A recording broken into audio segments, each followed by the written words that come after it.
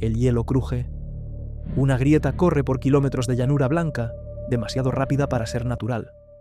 Entonces, el suelo se abre, y algo inmenso sube desde dentro de la Antártida, empujando el glaciar hacia los lados como si fuera piel. 2 agentes caen de rodillas en la nieve. Uno de ellos alza los ojos. El otro, casi sin fuerzas, apenas susurra que también lo está viendo. Es la escena final de una película de 1998, y casi nadie notó que aquello ocurrió de verdad, 50 años antes, en el mismo continente, con nombres reales, barcos reales y un almirante condecorado que volvió del hielo diciendo cosas extrañas. Lo que duerme bajo la Antártida es viejo, más viejo que cualquier mapa, y cada vez que amenaza con salir a la luz, alguien cambia la etiqueta. Lo llama ficción, error de traducción, mal tiempo, fraude. El secreto permanece donde siempre estuvo, solo cambia de nombre. En este video vas a aprender a leer esas etiquetas, una por una, hasta ver el método entero, el mismo que una sola película sin querer dejó expuesto en la pantalla. Y cuando aprendas a leerlo, hay algo que ya no vas a poder dejar de ver. Porque la nave que sube del hielo, al final de la historia, carga una revelación mayor que cualquier monstruo. Muestra cómo un continente entero guarda aquello que jura no tener. Y si aún no conoces el camino etéreo, suscríbete al canal ahora para no perderte nuestros próximos videos y abre tu mente para ver lo invisible. La primera etiqueta se estampó en el verano de 1946, cuando la mayor flota militar jamás enviada al hielo partió rumbo al sur, y volvió demasiado pronto. Agosto de 1946, el almirante Chester Nimitz le anuncia al mundo una operación con nombre de broma. High Jump, salto alto. El nombre es liviano. El tamaño, no. 13 barcos, cerca de 4.700 hombres, 33 aeronaves, un portaaviones, el Philippine Sea, cortando las aguas heladas rumbo al continente más hostil del planeta. Rompehielos entrando por primera vez en ese mar, abriendo camino en la costra congelada. Un submarino, el Senet, probado a donde ningún submarino llegó antes. Helicópteros, también un estreno en el hielo. Ninguna expedición científica común se acerca a ese tamaño. Aquello tenía la escala de una guerra, y en el papel la misión era mansa. Levantar una base, entrenar hombres en el frío extremo, fotografiar el continente desde el aire. Pero había un segundo objetivo, dicho casi en voz baja en los documentos. Probar la capacidad de Estados Unidos de operar en ruta polar y marcar presencia en un territorio donde otras naciones también querían clavar su bandera. Ciencia adelante, estrategia atrás. Al mando operativo el contraalmirante Richard Cruzen. Al frente de la fuerza de tarea, un nombre que el público ya conocía, Richard Byrd, el explorador polar más famoso de América, el hombre que decía haber sido el primero en sobrevolar los 2 polos. La Marina lo pone como oficial a cargo de la Task Force 68. El rostro perfecto, el héroe que nadie cuestiona. Y cuando Byrd habla, el país cree, y eso va a importar mucho dentro de poco. Ellos levantan una base sobre la plataforma de hielo, Little America 4, la 4ª ciudad estadounidense, clavada en el fin del mundo. Desde la cubierta del Philippine Sea, 6 aviones de transporte despegan con cohetes acoplados bajo las alas, porque la pista es demasiado corta para un despegue normal. Byrd va en el primero de ellos. 6 horas después aterrizan en Little America. Desde ahí los aviones abren abanicos sobre el blanco y disparan las cámaras. Más de 70.000 imágenes, 28 vuelos fotográficos, hasta un vuelo doble hasta el Polo Sur, a mediados de febrero. Un continente entero entrando en una lente, y al mismo tiempo una bandera clavándose sin ruido. Mientras las cámaras giraban, Estados Unidos marcaba presencia en un suelo que otras potencias también codiciaban. 12 años después, un tratado internacional vendría a congelar cualquier disputa de soberanía sobre ese hielo, y a convertir el continente entero en una zona de acceso controlado. Pero esa es una etiqueta para otro video, porque el hielo cobra su precio pronto. En un día de ventisca, uno de los hidroaviones cae. 3 tripulantes mueren en el acto. Los 6 que sobreviven quedan atrapados en el hielo durante 13 días, hasta que llega el rescate. Otro hombre muere en un accidente durante la descarga de un barco. La misión mansa empieza a acumular ataúdes, y los que volvieron callados. Hombres comunes, marineros y pilotos, que pasaron semanas en el fin del mundo y desembarcaron sin gran ruido, cada uno llevando a casa su versión de un verano extraño en el hielo. Y entonces, de repente, se acabó. El plan preveía una temporada entera de verano austral, semanas y semanas de trabajo por delante, pero en febrero de 1947, con la estación todavía abierta, la mayor flota jamás enviada a la Antártida recoge sus velas y se marcha. La explicación oficial cabe en 2 palabras: mal tiempo. El invierno llegando temprano. Piensa en la cuenta.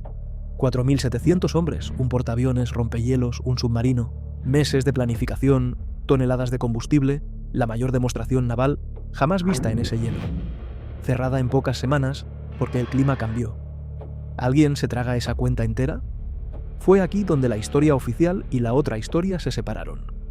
De un lado, los registros de la Marina, una misión de entrenamiento y mapeo, acortada por el clima brutal del polo y demasiado cara en vidas para estirarse por terquedad.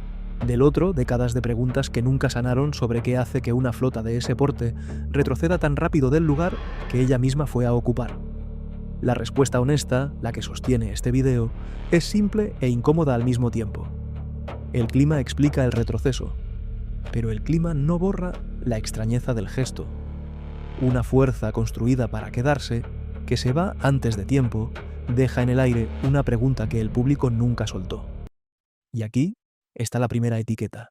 Mal tiempo es una etiqueta pequeña pegada sobre un evento gigante. Puede incluso ser verdadera. Y aún así, es demasiado pequeña para el tamaño de aquello que cubre. Cada vez que una etiqueta no da cuenta de lo que esconde, una parte de nosotros desconfía. Y hace bien en desconfiar. Guarda esa sensación, porque va a repetirse en cada capa que bajemos. Pocas semanas después de dejar el hielo, ese mismo almirante da una entrevista y dice en voz alta algo que Estados Unidos no estaba listo para oír. Lo que vino después fue una segunda etiqueta, pegada, esta vez, sobre una sola frase. Quien lee la frase adulterada cree que entendió todo. Quien busca la frase original descubre que fue engañado 2 veces. Una por el poder, otra por quien juraba exponer al poder. 5 de marzo de 1947. A bordo del buque insignia Mount Olympus, todavía en alta mar, Byrd conversa con un periodista estadounidense, Lee Baniata. La entrevista sale en un diario chileno, El Mercurio. Curiosamente, casi nunca se publicó en inglés. Detalle que los cazadores de misterio adoran, porque huele a cosa tapada. Y hay un motivo más para que esa conversación pese tanto. Fue ahí, en esa entrevista en alta mar, donde Byrd dio la única explicación pública que se conoce para el fin apresurado de la operación.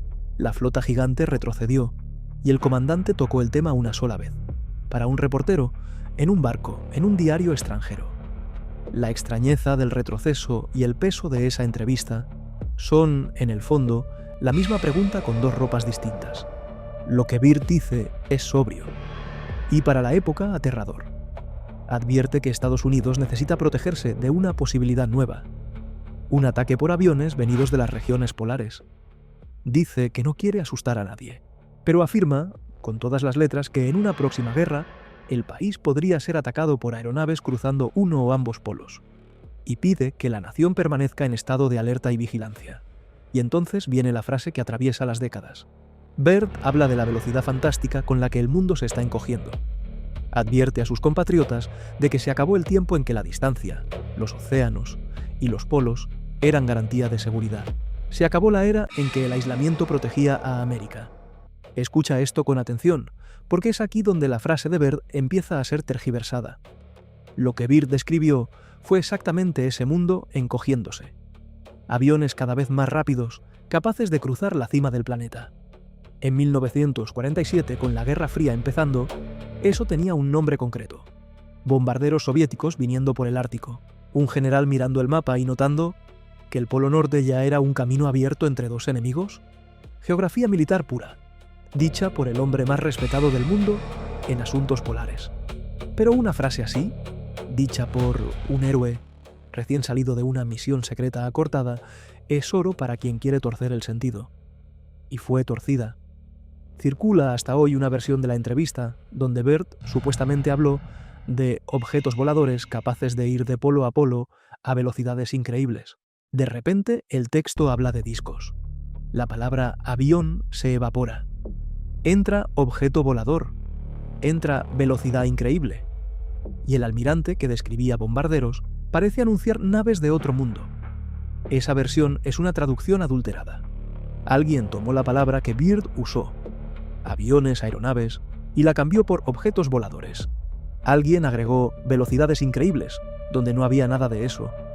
El texto original en español habla de aviones cruzando los polos. La traducción envenenada habla de tecnología imposible. 2 palabras cambiadas y una alerta de Guerra Fría se vuelve un boletín de contacto alienígena. Repara en lo que pasó.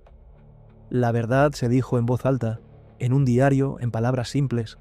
Bastó con tocar la traducción para transformar una advertencia militar común en una profecía de ovnis. La etiqueta cambió.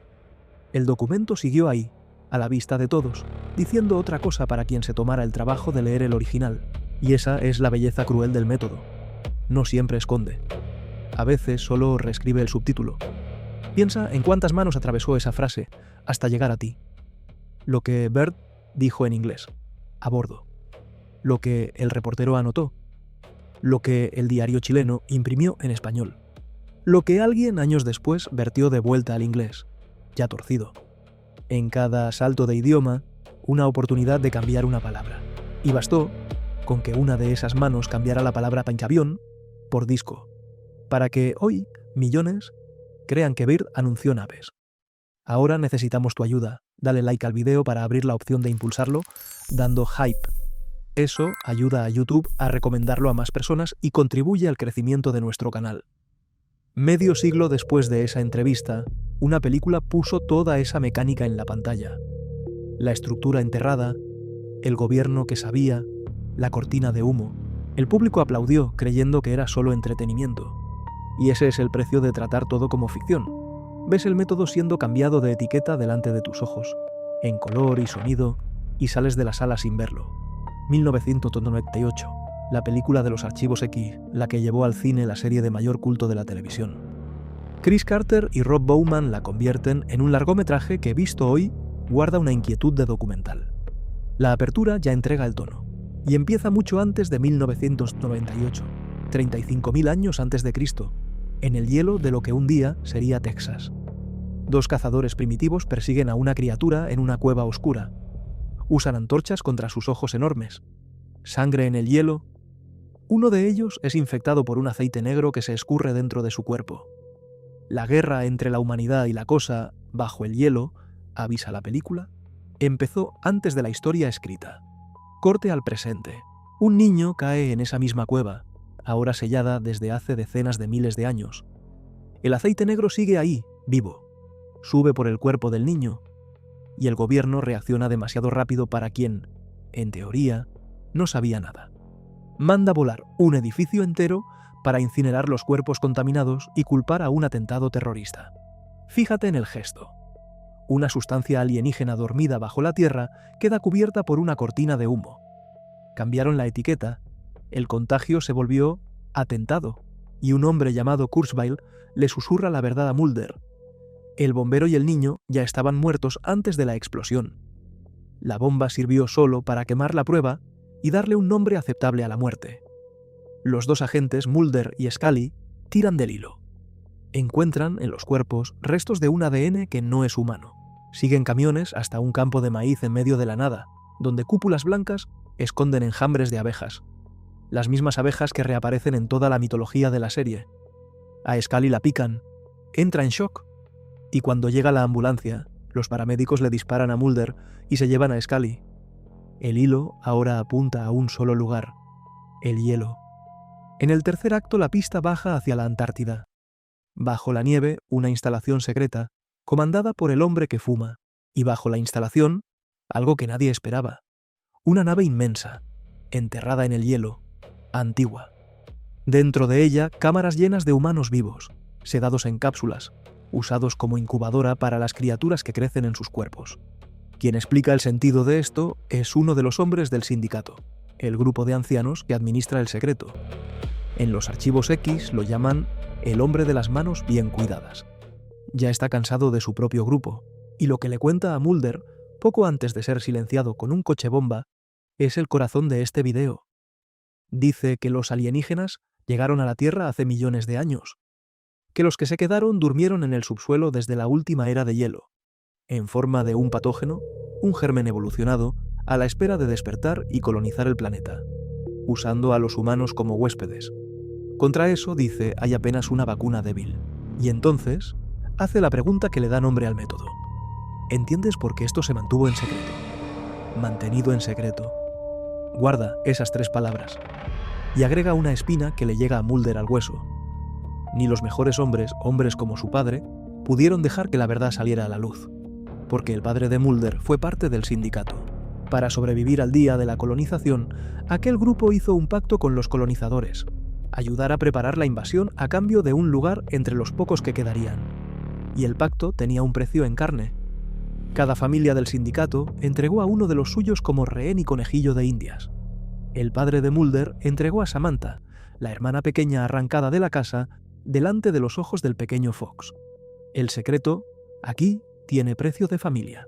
Quien lo guarda paga con su propia sangre para seguir guardándolo. Ahora pon lado a lado lo que ya viste en este video. Una estructura enterrada en el polo. Algo dormido bajo el hielo desde antes de la humanidad. Un gobierno que sabe y calla. Una cortina de humo para justificar el silencio. Esa es la leyenda que rodea a la Antártida real desde hace casi 80 años. Y es, casi palabra por palabra, la trama que un estudio de Hollywood filmó y vendió como entretenimiento en 1998. Y esa forma viene de un largo linaje. Décadas antes, el guionista británico Nigel Kneale ya enterraba naves alienígenas bajo el suelo. Ya imaginaba gobiernos levantando cúpulas secretas para albergar criaturas. Ya sugería que una inteligencia antigua moldeó la evolución humana. La estructura estaba lista, probada, repetida. Carter solo tuvo que pegarle el nombre de un continente real y la memoria de un almirante real. La película se ahorró el nombre de Byrd. Le bastó con reescenificar la estructura entera de la leyenda y exhibirla en miles de salas. El secreto polar, contado en voz alta, envuelto como ciencia ficción, para que nadie tuviera que tomarlo en serio. Pero hay una inversión escondida en las palabras del hombre de las manos bien cuidadas. Una que cambia a quién es el dueño y quién es el intruso en esta historia. Quien no la percibe, mira la película entera al revés, hinchando por el bando equivocado sin saberlo. Vuelve a la frase: los alienígenas llegaron hace millones de años. Los que se quedaron están aquí desde la última era de hielo, dormidos, bajo la tierra, antes que nosotros. Lee despacio, y la jerarquía se invierte. Si aquello ya estaba aquí cuando surgieron los primeros humanos, entonces aquello es nativo. Y nosotros, que aparecimos después, somos los recién llegados. La palabra invasor, que usamos para el aceite negro, empieza a resbalar. Porque el invasor, en la lógica de la propia película, es quien llega último y ocupa lo que era de otro. Y quien llegó último en esa cuenta fuimos nosotros. Dentro del universo de los archivos X, esa lectura toma cuerpo. Cuando los científicos analizan el organismo, descubren algo perturbador. Compartimos material genético con él. Lo que duerme bajo el hielo y la humanidad que camina sobre el hielo están ligados en el origen. Ya la apertura de la película lo mostraba, al enseñar a la criatura y al hombre luchando en la misma cueva, mezclando la misma sangre en el mismo hielo. Somos, de cierta forma, hechos de la misma materia, hijos del mismo primer habitante, y entonces la colonización que la película anuncia, el día marcado en la mitología de la serie, para el año 2012, cuando el patógeno despierta y retoma el planeta, cobra otro peso. Un retorno. El antiguo dueño despertando de un sueño de milenios para recuperar la casa que siempre fue suya, usando a los inquilinos actuales como cuna viva. Y la película lleva ese horror al límite físico. Los cuerpos en las cápsulas siguen vivos. Cada humano guardado en el hielo es un nido caliente donde una criatura nueva se forma, rompiendo al huésped cuando madura. La colonización, en el guión, prescinde de ejércitos y de naves de guerra. Solo nos necesita a nosotros. Cuerpos, cunas. La especie que se creía en la cima de la cadena se vuelve insumo, materia prima viva de otra cosa que siempre estuvo un piso más abajo. Esa es una lectura, y la película no la graba en piedra, la sugiere y deja la puerta entreabierta. Pero es una lectura que explica por qué la historia perturba tanto. El miedo más hondo de los archivos X vive en ese descubrimiento. La casa donde vives tiene un habitante más antiguo, que solo dormía en el sótano, esperando. Y hay un horror aún mayor por debajo de ese. En esa casa tú eres solo el cuarto de huéspedes, y el antiguo dueño ya se mueve en el sótano a punto de subir. Y fíjate cómo esto reencuentra la leyenda polar. Lo que sea que duerma bajo el hielo, en la obra y en el mito, es siempre más viejo que quien fue a buscarlo. Todo explorador que baja hasta ese hielo llega tarde. Lo que estaba allá abajo ya estaba mucho antes que él, y él solo lo despierta. Y es exactamente esa idea, lo antiguo subiendo desde el fondo, la que la película convierte en imagen en su momento más poderoso. Dura pocos segundos. Si parpadeas, te pierdes la única escena que resume todo lo que estamos descifrando. Mulder baja al interior de la nave enterrada. Oscuridad. Metal antiguo bajo el hielo. Pasillos que bajan como un pozo sin fondo. Hileras e hileras de cápsulas congeladas, cada una con un cuerpo humano dentro, a la espera de volverse incubadora. Encuentra a Scully en una de ellas. Rompe el hielo con un cilindro de metal. Inyecta la vacuna débil en el cuerpo dormido. Una sonda se retrae de su boca. Scully tose, vuelve, se queja del frío, la saca de la cápsula, pero ella se desmaya de nuevo y tiene que reanimarla ahí mismo en el suelo de metal, una segunda vez, antes de lograr cargarla. Y el sistema entero reacciona. La vacuna contamina la red de cápsulas. En una estación vecina, los monitores del sindicato se disparan. Mulder tiene la vacuna. Susurra el hombre que fuma y ordena la evacuación. El calor sube. El hielo se raja. Y en las cámaras alrededor, las criaturas empiezan a soltarse de las cápsulas que se derriten. La nave está despertando y no le gusta que la despierten. Los dos suben por un ducto estrecho, un respiradero abierto en el casco de la nave. Detrás de ellos, una criatura los persigue por las paredes. Entonces, un chorro de vapor irrumpe desde el fondo y la derriba, como si la propia estructura respirara, expulsando el aire caliente de las entrañas para barrer al intruso. Alcanzan la superficie. Nieve, viento, silencio, hasta que el suelo tiembla.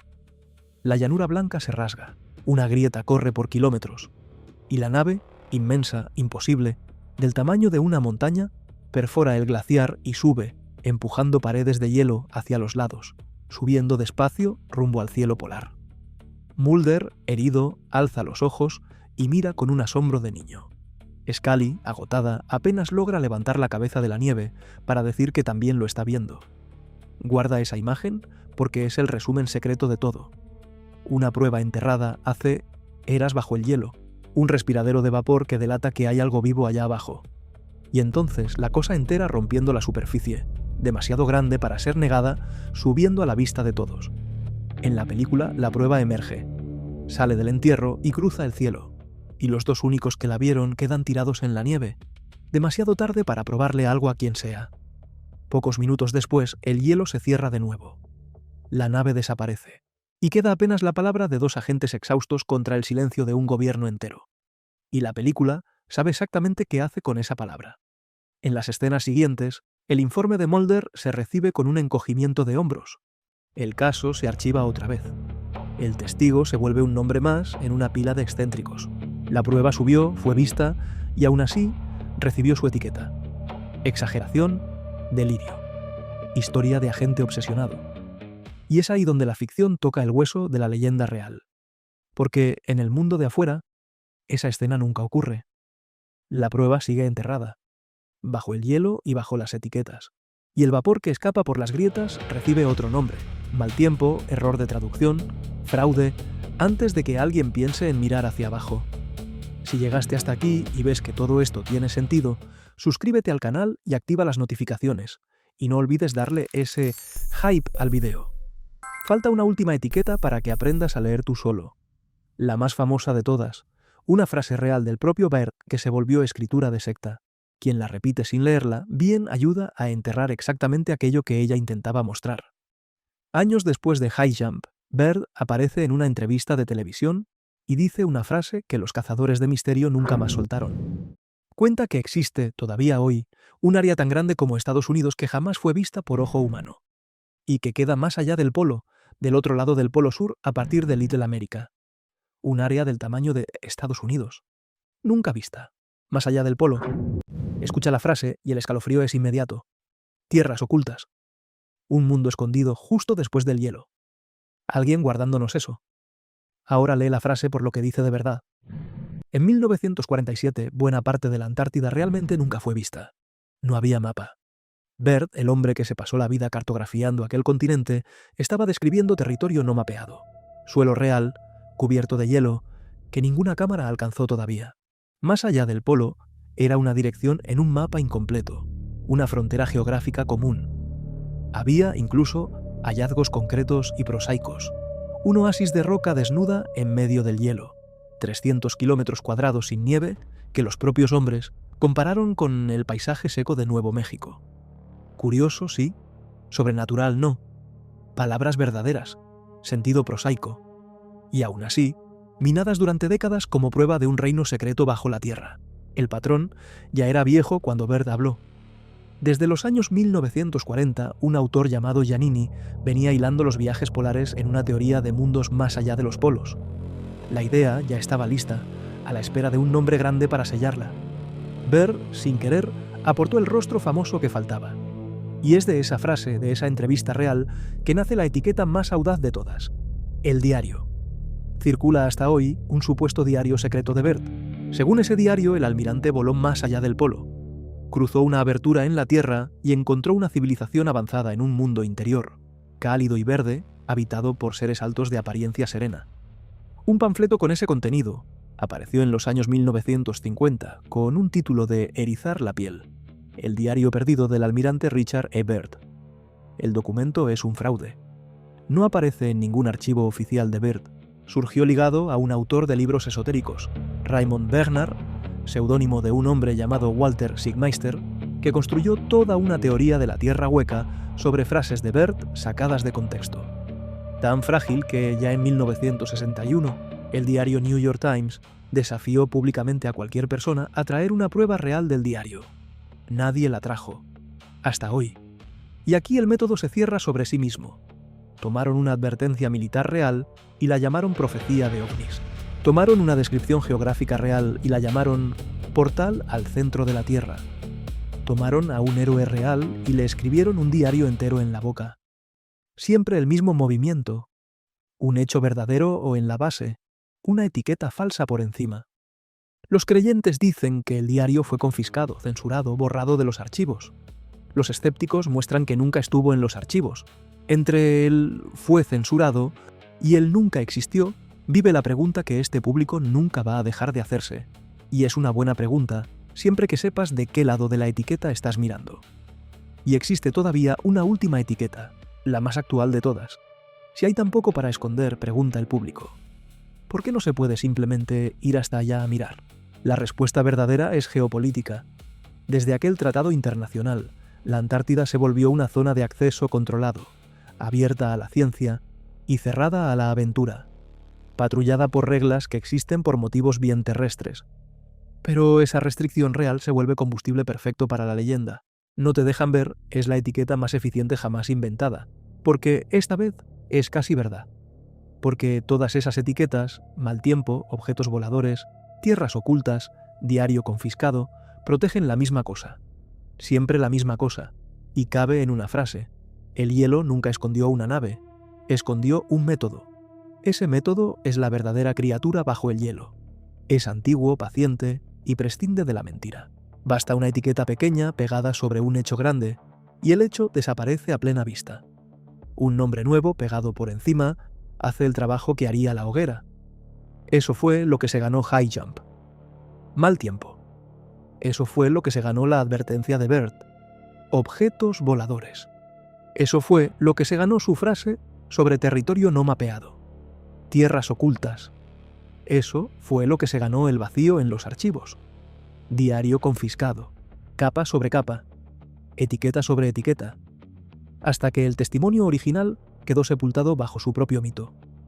Y por eso, aquella película de 1998 es casi un manual. Sin aspavientos, reescenificó el método entero en la pantalla, la estructura enterrada, el poder que sabe, la cortina de humo, la prueba encubierta, y nos dejó mirar desde el palco con palomitas en la mano, el mecanismo que nos rodea todos los días, la nave que sube del hielo, al final de la historia, Es un regalo que casi nadie abrió. Muestra en un solo gesto aquello que el mundo real jamás deja ocurrir.